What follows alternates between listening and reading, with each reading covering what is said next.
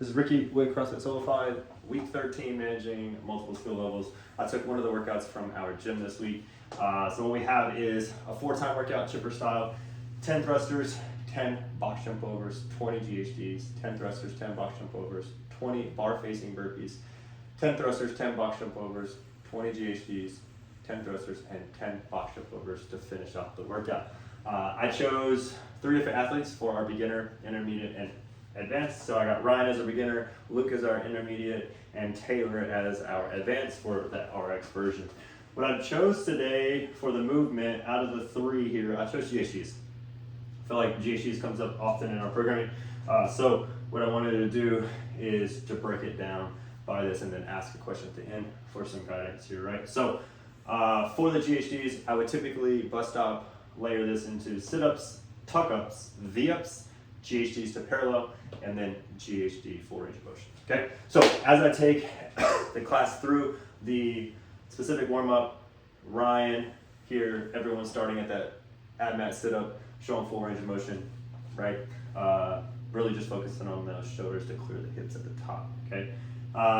As we move on to the tuck-ups, I would like for him to stay at the sit-ups for the workout and give me the 2 sets of 20 and 1 to 2 sets, okay?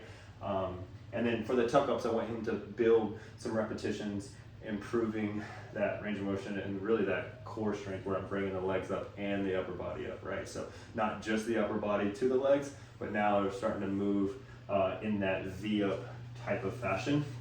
I want him to play around with here. As we move through the tuck-ups into the V-up, right? I want to really see some balance there, but I want him to stay here, knock out some more balance things and knock out some more sit-ups as the tuck-ups start to fatigue as we move through 3 more versions before we get to the GHD. When we get to the V-up, on Luke here, this is where I'm going to be looking for good control and balance through the V-up, not a flailing arms and legs. Both feet come off the ground at the same time, shoulders come off the ground at the same time, and then I want those hands to make contact with the feet above the shoulder, right? Possibly even above the head. Got it? So after the V-ups here, what I'm looking for him in the workout though is 1 to 2 sets here. If he can burn it down on the first one, knowing that this is going to start to be taxed, that's fine too. But 1 to 2 sets, no more than that here on those 20 V-ups. All right. As we move into that GHD, I want Luke to get into the GHD. Start to become familiar with how to set up, right? Put my feet into it. Start to build some confidence there. Have those hips sit just off the peak of the pad with a bent knee, going down to parallel, and then extending the knees and sitting up to the top, right? Not a whole lot of reps here. I don't want him in this really slow eccentric movement to get to parallel, be frozen there for a second and trying to get the legs. I want it to be nice and comfortable here, right? If he's moving well there and it looks like he can increase his range of motion and he's starting to feel pretty confident there, I want him to try a few full range motion GHDs, all right? So maybe even to a 6-inch lift riser, which we have a couple of them here, we could put underneath to kind of reduce the range of motion there a little bit. But from there, moving past that, you get into the GHD. This is where Taylor is going to be at. And again, for him today during that GHD, I want 20 unbroken reps. No stops at 1 or at the 10 or 20 mark. I just want nice fluid motion all the way through here for these 2 sets of 20 GHDs, right?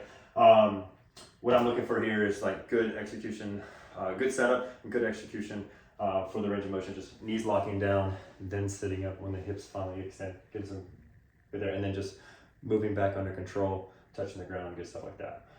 That's how I would progress this class or these individuals through the different pieces here. What I would like to know is y'all's preference or go-to with parallel. Do you allow athletes to go to parallel inside of a Metcon?